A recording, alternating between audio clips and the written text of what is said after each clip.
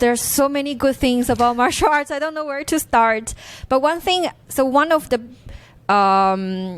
initial motivation that I started Muay Thai was really not something inspiring and philosophical. Just because, I moved to Thailand and there's no better martial art. Like what is better than Muay Thai to learn in Thailand, right? But why martial art initially? Why martial arts? Because I think I'm a very active person. I like try different things, and I want these things to be used,ful. Like I have energy to spend on like working out and that kind of stuff. But then that's, that has less benefit than martial art. Like I'm healthier, but then with martial art, I'm healthier, but at the same time, I'm learning something new. That's another reason why I like swimming, because I feel like it's also a very useful thing. Yeah. It's healthier and it's also useful. I guess there's two reasons. And then but then there are so many benefits I've learned afterwards. So the first thing is that I really like my Muay Thai master because he doesn't just teach techniques, he also teach philosophy, way of living, right? So that's the third benefit. It's useful, it's healthy, and it's also, learning about philosophy of all these martial arts, right?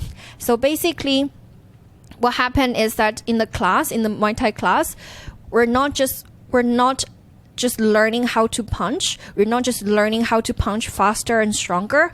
We need to learn how to move with a rhythm. So because if we're rushing into things and always like, this kind of rhythm, we're actually not in control of the situation. We're actually rushing we thought that we are going to take the enemy down, but we're actually not in control. We're actually become the anxious and the part,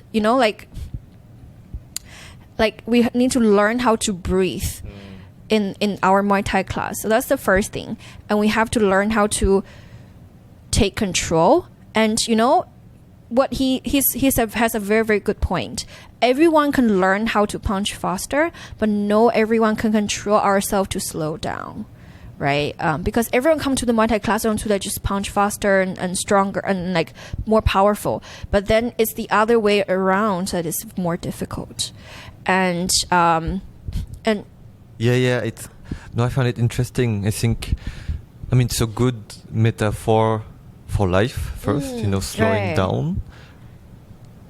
And it's interesting how it, for me it's always, I love the topic of what you learn in sports that you can transfer into your real life. So I love this. And the second is also purely fight speaking.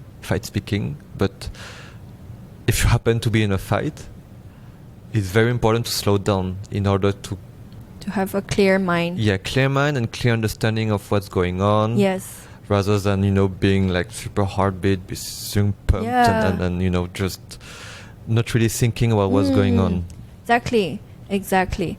And then the next point is really first one is slow down, take control, find the rhythm. The second one is that we're not just learning how to punch, we also need to learn how to be punched. That's my favorite part because there are two reasons. So first is that once you know how it feels like to be punched, right? Then you can choose either you can't take it and you have to run away, you have to dodge it, or that your body is capable of handling some pain. Because, if you take a step back to avoid the punch, and then if you want to attack back, you have to take another step to punch, right? So, but if you stand where you are, and then that your body is capable to take the heat, it's actually faster for you to fight back, right? Because you don't have to go back to where you are and then attack back. So basically, there are two reasons. One is that you are acutely aware of how your body can take the heat, right? And then because I feel like the true confidence comes from that.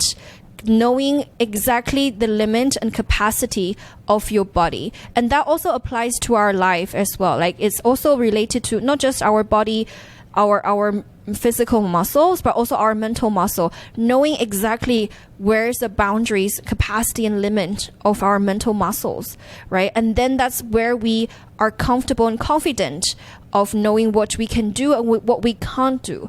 So that's the second reason I really love about martial art. I think the third reason is the martial art is really about observing surroundings, right? Like a lot of movements and techniques from Muay Thai are actually from animals, how animals live and deal with their situations. And a lot of BJJ techniques are observations from real street fights, right? How people get away or how people deal with those like real street fights. So it's really about learning things from observations, right? And also I also really want to share one thing I learned from indigenous culture.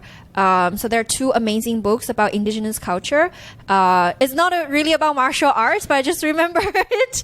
So one is called Sand Talk. The other one is called The Braiding Sweet Grass, right? It's all really about paying true respect to your surroundings, either it's nature or people you're interacting with, right? So in the indigenous culture, if you are, if you're fighting someone, if you're punishing someone, you have to receive the same punches and same heat, because then you will have like true empathy of what your enemy is going through, right? So I think it's also the same, like in Muay Thai practice, in BJJ practice, we all need to learn how to be punched, how to be choked, right? In first Ding Long's class. So the way that we practice is like there's a good guy, there's a bad guy. So we need to take turns to be good guy, to to practice the techniques, but we also need to take turns to be bad guys, to be like choked, right? So we all need to learn what does it feel like to be someone who being attacked by us, right? So for me, that's also really about empathy as well. It's not just about we want to unleash everything to the person that that's in front of us, but it's also knowing how this person will feel like. So altogether, I guess 3 reasons, have calm mind, control, and have true confidence, knowing what we can do, and also have empathy.